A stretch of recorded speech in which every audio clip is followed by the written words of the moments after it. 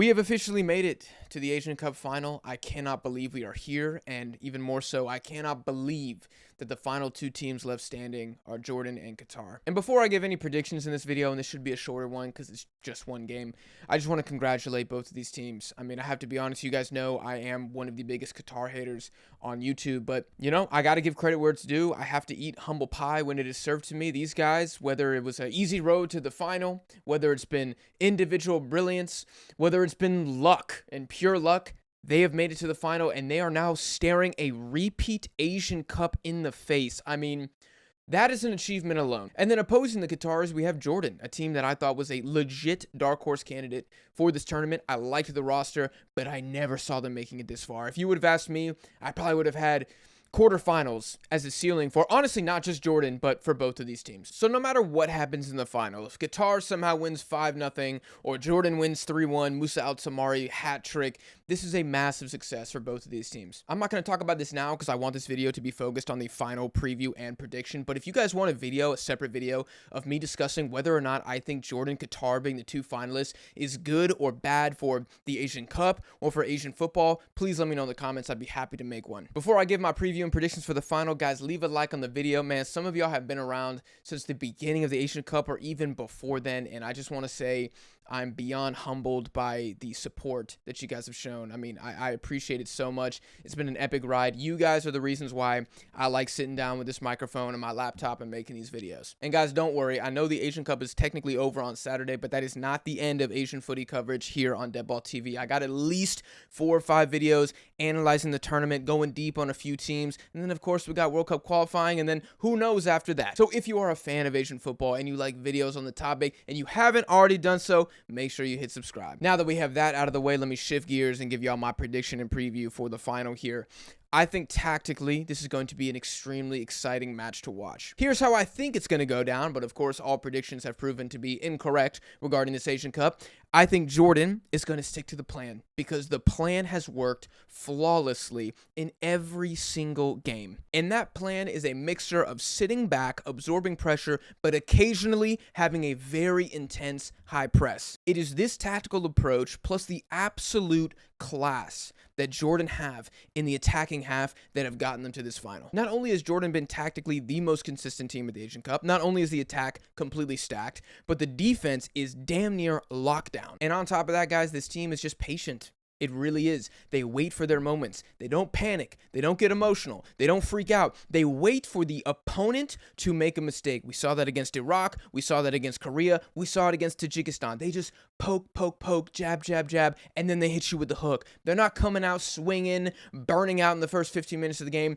They are a well-drilled fighting machine. Coming into this tournament, I think only the most die-hard Asian football fans or French football fans could have named a Jordanian player, which was Musa Al-Samari. But after the fact, man, there's about 7, 8, 9 guys in the squad that deserve your respect. They might be playing club football in the Middle East for a club that you've never heard of, but they've been superstars of this tournament. And really, I haven't seen many of their players put a single foot wrong. That being said, Jordan is honestly going to have to be on their A game if they beat Qatar, because whatever Tintin Marquez is telling these guys in the locker room, whatever they're doing on the training pitch, it has truly revived this national team. I mean, guys, I cannot think of another example of a manager coming in with this little preparation time and transforming how a national team looks. Qatar were flirting with irrelevancy before the Asian Cup started. They were a team, I mean, after the disastrous World Cup, people love to clown them for that. They had some terrible results, losing to Kenya. They got bodied by Iran 4-0 before they lost to Panama 4-0 at the Gold Cup, and, you know, all context removed.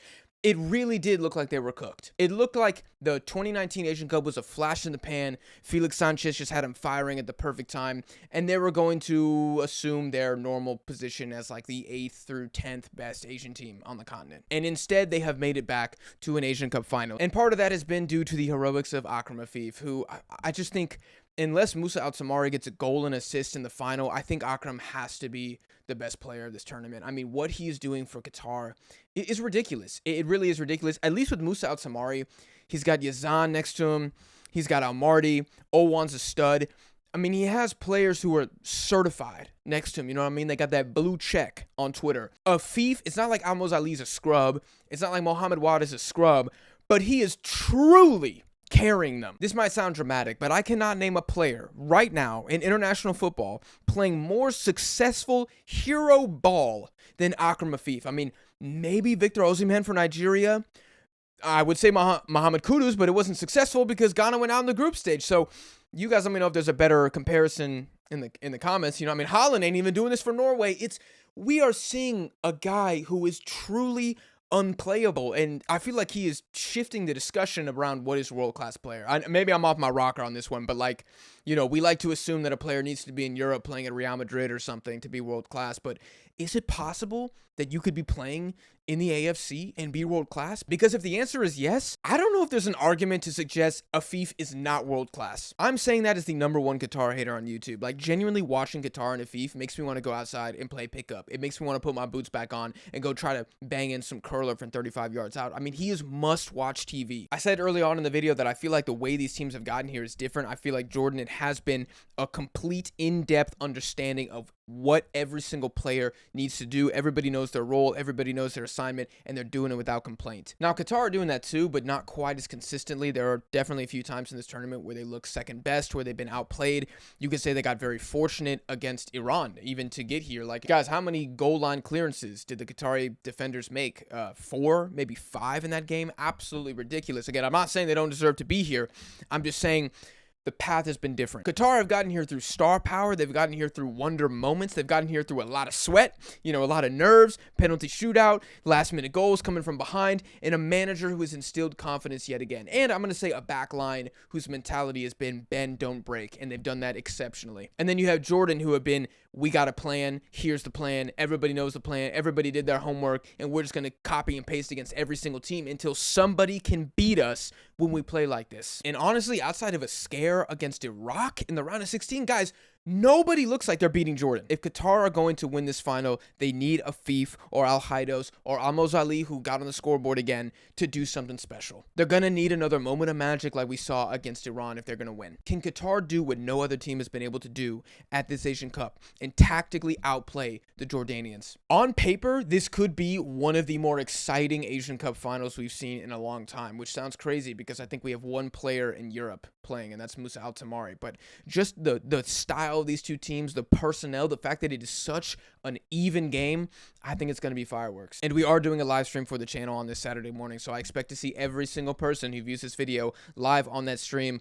My prediction is I do think at the end of the day, Jordan will get it done, and we will see one of the most improbable trophies in international football history be realized come Saturday morning. I'm kind of feeling Jordan 3-2, and I think this final is going to be a shootout. You guys let me know your score predictions, of course, in the comments. But hey, I've been wrong many times throughout this tournament. Nobody had Qatar, Jordan even getting here in the first place, so who knows what's going to happen. Those are my thoughts. Those are my predictions. That's my analysis. Guys, leave a like if you enjoy. Hit subscribe again if you are new to Deadball TV, and I will see you guys here live on the channel Saturday morning for the Asian Cup final.